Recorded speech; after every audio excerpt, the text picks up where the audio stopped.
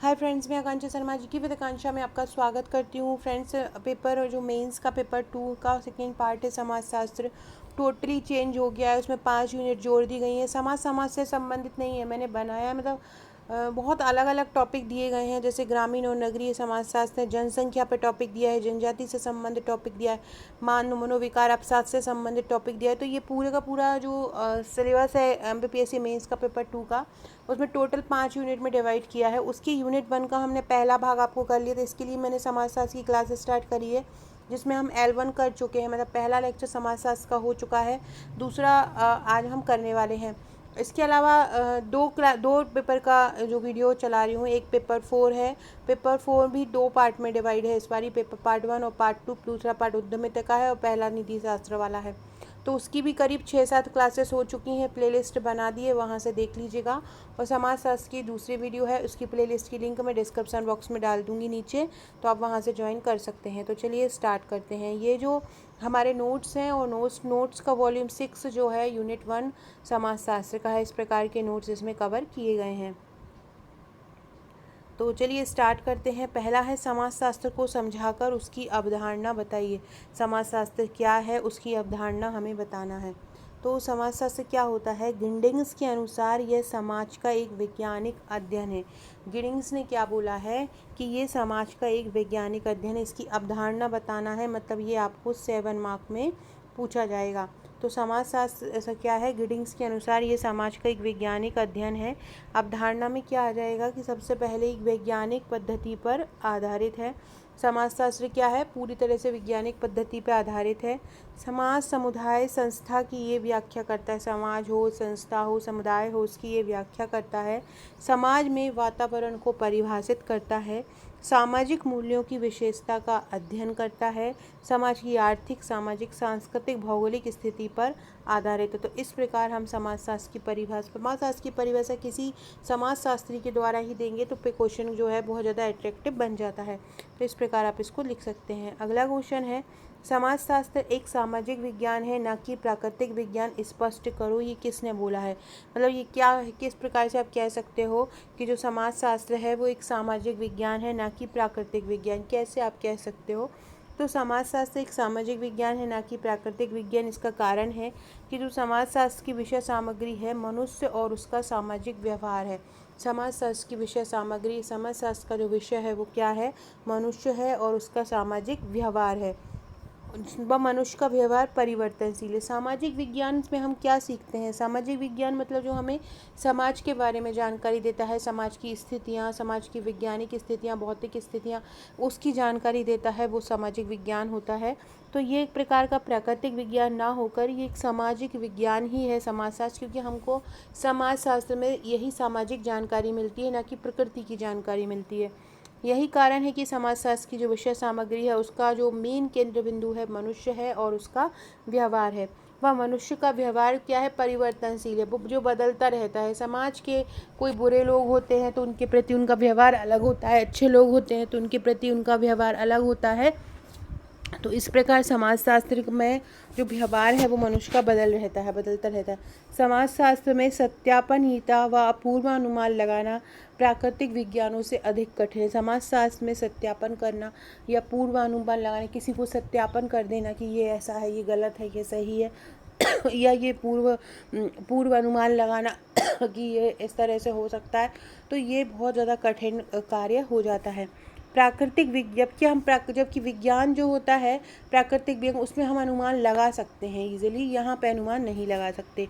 प्राकृतिक वैज्ञानिकों का अपनी अध्ययन सामग्री से किसी प्रकार का मोह या द्वेष नहीं होता। जो प्राकृतिक वैज्ञानिक रहते हैं वो ना तो अपनी सामग्री से बहुत ज़्यादा मोह करते हैं और ना ही बहुत ज़्यादा द्वेष रखते हैं। लेकिन एक समाजशास्त्री अपने जैसे ही दूसरे मनुष्यों का अध्ययन कर लेता है, तो अब उसके मन में पूर्वाग्रह हो सकते हैं जो उसके अध्ययन को प्रभावित करते हैं। अतः स्पष्ट है कि समाजशास्त्र क्या है?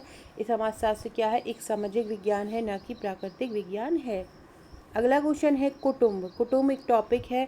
कुटुंब से आप क्या समझते हैं, इसकी विशेषता क्या है और कुटुंब की भावना का विकास कैसे कर सकते हैं, ये हम पढ़ने वाले हैं। फ्रेंड्स, आगे बढ़ने से पहले ये जिससे मैं आपको पढ़ा रही हूँ ये मेरा समाजशास्त्र का पैकेज है। समाजशास्त्र में आपको टोटल ये 6 बुकलेट मिलती हैं। 5 बुकलेट यूनिट वाइज रहती हैं, यूनिट 1, यूनिट 2, यूनिट 3, यूनिट 4 और यूनिट 5, और एक बुकलेट आपको 2 मार्कर की मिलती है जिसमें 350 प्लस प्रश्न इसमें दिए गए हैं। तो इस प्रकार से ये पूरा पैकेज आप ले सकते हैं। इसका चार्ज 1899 है।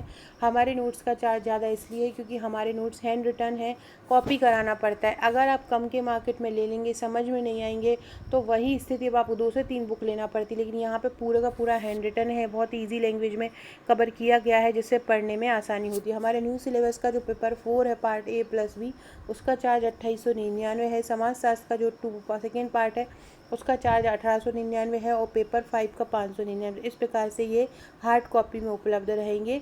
पेपर 4 में 4 बुकलेट रहती हैं जिसमें से एक बुकलेट 2 मार्कर की रहेगी जहाँ 500 प्लस 2 मार्कर रहेंगे। पेपर 2 समाजशास्त्र की 6 बुकलेट रहती हैं जिसमें 5 बुकलेट यूनिट वाइज रहती हैं हर यूनिट की, और एक 2 मार्कर की बुकलेट रहती है। हिंदी में संपूर्ण हिंदी रहती है और साथ में लास्ट में उसमें 3 नंबर के प्रश्न दिए। इस प्रकार की समाजशास्त्र की बुकलेट आपको इस प्रकार के notes, handwritten, flow chart, diagram सहित हमारे समाजशास्त्र के, इससे में आपका पूरा समाजशास्त्र कवर हो जाएगा।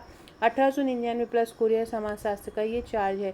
इस प्रकार की ये बुकलेट मिल सकती है। इसके अलावा अगर आप MPPSC प्रीलिम्स 2025 की तैयारी कर रहे हैं तो आप हमारे प्रीलिम्स का थ्योरी और जो ऑब्जेक्टिव पैकेज है दोनों परचेस कर सकते हैं मेंस के नोट्स के साथ। मेंस के नोट्स जो रेडी होते जा रहे हैं वो आप लेते जाइए। एक साथ पढ़ने में, एक साथ मंगाने में, पढ़ने में प्रॉब्लम होगी।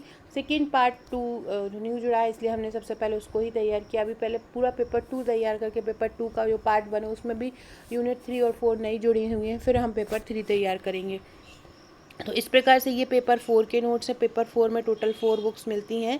इस प्रकार के पेपर 4 का जो उद्यमिता वाला पार्ट है, उद्यमिता की बुकलेट मिलती है 2, 7 और 11 नंबर की। तो आप ये हमारा उद्यमिता का पैकेज, मेंस का समाजशास्त्र का पैकेज मंगवा सकते हैं। तो चलिए अब हम क्या पढ़ रहे थे, कुटुंब से क्या समझते हैं, इसकी विशेषता। कुटुंब आप लोग पढ़ते आ रहे होंगे बहुत समय से, छोटे से ही कुटुंब एक प्राथमिक स्तर पर ही कुटुंब टॉपिक दे दिया जाता है। तो कुटुंब क्या होता है, कुटुंब जो शब्द है प्राचीन इंडो आर्यन भाषा से लिया गया है। किससे? इंडो आर्यन भाषा से लिया है। इसका अर्थ क्या होता है? कुटुंब का अर्थ होता है परिवार। कुटुंब रक्त संबंधियों का समूह, मतलब जितने भी रक्त संबंधी रहते हैं तो वो सब एक साथ मिलकर कुटुंब बनाते हैं। जबकि परिवार में रक्त संबंधियों के अलावा वैवाहिक संबंध वाले व्यक्ति भी आते हैं। कुटुंब में क्या होता है, कुटुंब जो होता है ना, केवल एक, जैसे कि आपके चाचा हैं, दादा हैं, परदादा हैं, उनके भाई हैं, उनके बच्चे, जिनका ब्लड रिलेशन होता है, जो एक ही रिलेशन वाले होते हैं, वो कुटुंब में आते हैं। जबकि परिवार में क्या आ जाता है, परिवार में जैसे कि एक परिवार है उसमें बहन की शादी हुई है कहीं पे तो वो उनके रिश्तेदार भी परिवार में आ जाते हैं, भाई की शादी कहीं पे हुई है उनके रिश्तेदार भी परिवार में आ जाते हैं। तो रक्त संबंधियों के अलावा वैवाहिक संबंध वाले व्यक्ति भी परिवार में आ जाते हैं, जो कि कुटुंब में केवल जो रक्त संबंध होता है वही आता है। ये एक इंडो आर्यन भाषा का शब्द है। विशेषता क्या होती है, एकात्मकता या आत्मीयता की भावना। इसमें क्या पाया जाता है, एकात्मता पाई जाती है और आत्मीयता की भावना पाई जाती है। सुसंस्कृत, सुखी, आत्मविश्वास युक्त, सदाचारी व्यक्ति रहते हैं। ये लोग आपस में आत्मविश्वास बनाए रखते हैं। आर्थिक बोझ कम होता है क्योंकि पूरा कुटुंब एक साथ जो साझेदारी करता है, तो प्राकृतिक संसाधनों का उपयोग भी कम हो पाता है। सभी में वसुधैव कुटुंबकम का भाव होता है कि हम सभी लोग जो हैं आपस में भाई हैं। स्त्रियों का सम्मान होता है। अपराध घर में अगर स्त्री अकेली हो तो उस पर अत्याचार ज़्यादा होता है। गरीब घर में महिलाएं और पुरुष और ज़्यादा हो, फैमिली हो, तो स्त्री वहाँ पे भी जा सकती है तो उस पर अत्याचार कम हो जाता है।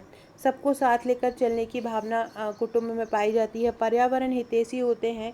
छोटे छोटे कुटुंब बनते हैं, बड़े बड़े परिवार नहीं बनता है। इससे क्या होता है कि बड़ा बड़ा परिवार होगा तो बड़ा घर की ज़रूरत होगी, पर्यावरण को नुकसान पहुंचेगा, बड़े बड़े घर बनेंगे।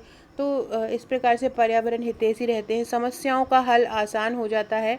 आर्थिक आत्मनिर्भरता आती। निष्कर्षतः एक अच्छा कुटुंब, जो एक संयुक्त कुटुंब होता है, वो समाज का एक श्रेष्ठ लघु रूप होता है। इसमें भावना का विकास हम कैसे कर सकते हैं कुटुंब में, सबसे पहले छोटों के प्रति प्रेम रखा जाए, अपने और बड़ों के प्रति आदर का भाव रखा जाए, अपनों के काम करना, उनकी सेवा करना, परिचर्चा करना, अपने व्यवहार से समाज में कुटुंब भावना को श्रेष्ठ बनाना, घर के सभी काम अपने जो घर के सभी काम है अपने लोगों से ही मनाना, कुटुंब के सभी सदस्यों में अपनेपन की भावना रखना। तो ये सभी चीज़ अगर किसी व्यक्ति में हो जाती है तो कुटुंब की भावना का विकास हो जाता है। कुटुंब की भावना का विकास इस प्रकार से हो जाता है। तो ये हमने पढ़ लिया है इसमें कुटुंब क्या होता है, उसकी भाव विशेषता, कुटुंब की भावना का विकास। अब हमारा नेक्स्ट टॉपिक है वसुधैव कुटुंबकम पर प्रकाश डालिए। ये वसुधैव कुटुंबकम हम नेक्स्ट वीडियो में पढ़ेंगे। तो अगर आप हमारे मेंस का ये वाला पैकेज लेना चाहते हैं तो मुझे व्हाट्सएप कर दीजिएगा। सुपरवाइज़र, महिला सुपरवाइज़र की तैयारी कर रहे हैं तो भी आप मुझे व्हाट्सएप कर सकते हैं। Okay friends, thank you.